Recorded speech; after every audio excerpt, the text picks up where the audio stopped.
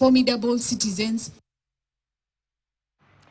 Serikali imesitisha zoezi la kugawa shamba lenye ukubwa wa ekari 955 linalozozaniwa na pande tatu zikiwemo taasisi ya utafiti, wafanyabiashara wanne na wananchi wa eneo hilo.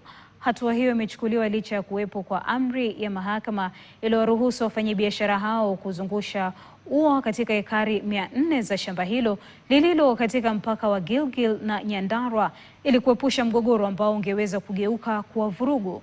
Inadaiwa wafanyabiashara hao waliwasafirisha vijana hadi kijiji cha Kimbo kuanza uwekaji wa uzio, lakini wakazi waliokuwa na silaha za jadi waliingilia kati na kusimamisha shughuli hiyo, hadi iliyolazimu maafisa wa usalama kuingilia kati.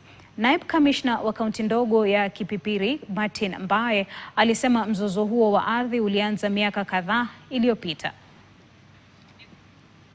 Claiming part of it by virtue of saying, if we have to give this land, then we need to have a space like praying ground, some space to build the institutions of public use like the hospitals, schools, ECDs. Then the Carlo feels the land has been theirs because I've been using the land since pre-colonial era. Serikali ya kaunti Nyandarua wamekuja kutatua hii msosoko iko hapa, na tumetosheka na vile serikali wamefanya.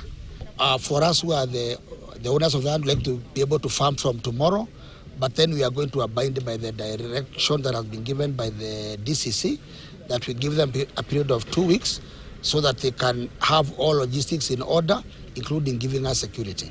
Na tuko hapa ku defend this land.